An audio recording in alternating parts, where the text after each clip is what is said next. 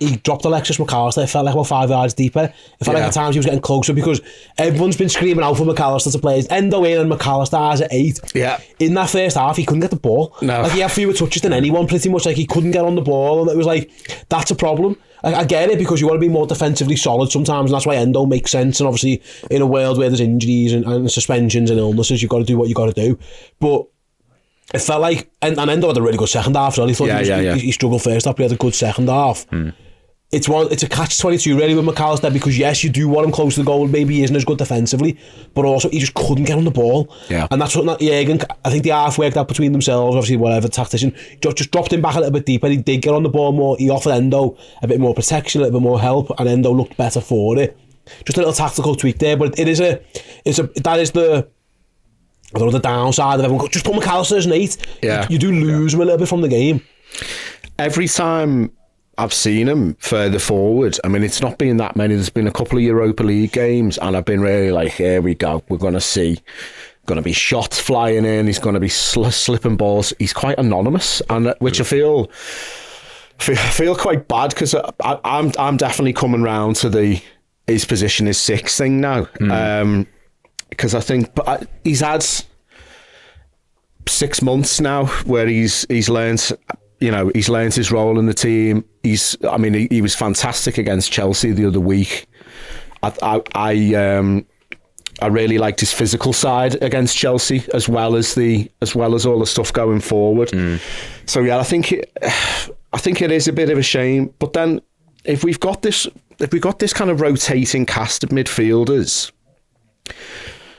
I trust the manager to get a tune out of whichever 3 are on the pitch in whichever 4, and he's been so good with his substitutions this year, or even just his tactical switches. He'll bring a sub on, and then he'll drop someone back deeper, or right, you go to the right wing and you come inside. He changes like 2 or 3 pieces on the chessboard, if you like, with one substitution or something like that.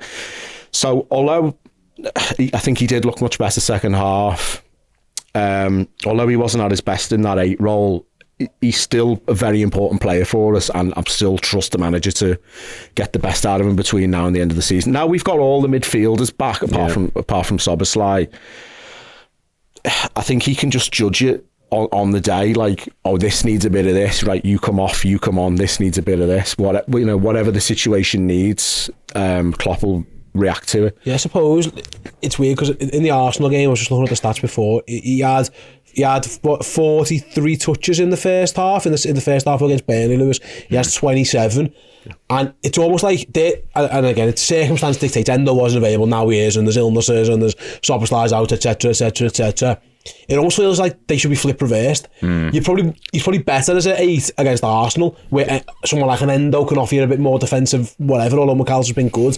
And yet against Burnley, do you need a proper number 6, or can you go with Mac Allister? Because I'm with Jamie.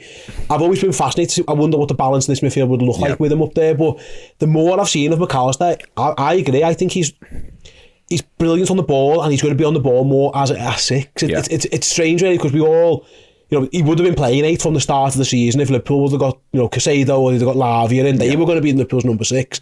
They couldn't get him. Turns out this guy's now in. Him and Endo have kind of job shared a little bit. Yeah. It is a fascinating one, the balance between those two. Can they both play together? If they do, does it have to be more like the second half where they're closer together? Because if Mac Allister is one of your better players, so you want on the ball more often, putting him in that number 8 role, you're not going to get that from him. No, I think Mac Allister's better when he dictates the tempo of the game. He's not the most...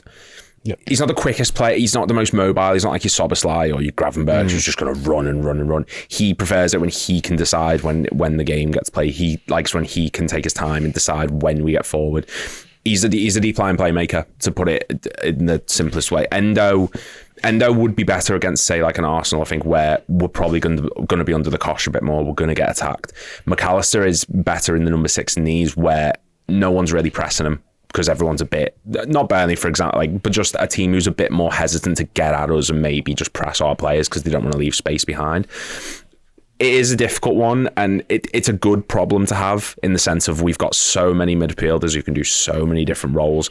And I think the Endo Mac Allister one could bear fruit in some way, we could be a bit more defensively, like we'd be better defensively, but as well as that creativity, and then you've got Trent also coming in, like a double pivot there, and then Mac Allister could maybe move a bit forward, or even Trent could. So the options are there. I still don't know what the best place for Mac Allister is. I think number 6 has been his best so far, but going forward, I'm expecting to see a lot less of him in that role because, like I said, we've got Endo back. I feel like the CDM talk hasn't died down. That'll be something we're probably going to look at in the summer with a new manager coming in. Whoever comes in, I feel like Mac Allister's probably going to get moved a little bit further forward because he's still not seen as that defence-minded number 6 out and out.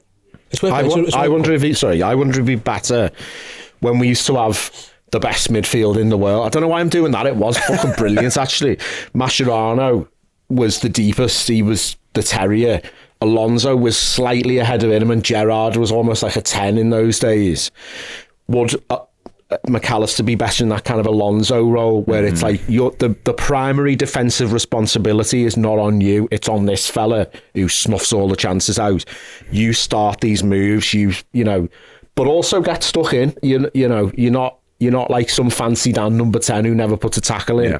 I wonder if he'd be better in that. So it's like not quite a 6, like a 6, but slightly further forward. Like Madrid with Cruz and Casemiro. Yeah, something like that. Yeah. Not a 6 or 8, like a 7. Yeah. Somewhere in between. The problem you get not a 7. Yeah, not a 7. The problem you get, I suppose, on that though, Jay, is the number 8s are so vital to the press. Yeah, you lose. It's just wouldn't play that, would he? And it's a difficult one because it's worth mentioning. I mean, like Endo, I thought, your thoughts, like second half, he was really good. Yeah, like, not just without the ball, with the ball, those little flicks around the corners. He's half battling for the ball back. That leads to Diaz's goal. Yes, as well. Mac Allister maybe doesn't foul at it, not given, of course. And then it's Endo who presses the mistake into, obviously leads to the goal. So like, this isn't a knock on Endo. It's more a case of like getting the best out of your World Cup winning centre midfielder. He was the primary target in the summer. The second the window ended, it was Alexis. They were pushing the button on Alexis Mac Allister. Yeah. They wanted him for a reason. He was the man. It looks like they wanted to get him advanced, so they might have to stick with that. But is there a world, do you think, where they can do what he did the other day? Does it because? And I said, Endo's done nothing wrong. He's Liverpool's best player in December, and now he's come back and he's had another strong showing off the back of, like, by all accounts, an up and down Asia Cup. So yeah, but Endo, like I say, he's doing himself no harm. He's deserving to play as well. I just wonder if, like you were saying about now, Endo's back. Is he going to keep that role? It's a really difficult one because when he came back yesterday, I was thinking, oh, he's not quite at it where he was before he left, but he was much better in the second half. Me and Dan were saying, and even with the yellow card, normally when he gets a yellow, you're like, oh, hang on, he could be getting, but there wasn't any. Clever one, yeah, there wasn't any of that. I just think if we're playing Champions League final tomorrow and everyone's fit, he plays Mac Allister in the 6, I think, and Szoboszlai and Jones. I think that would be the 3.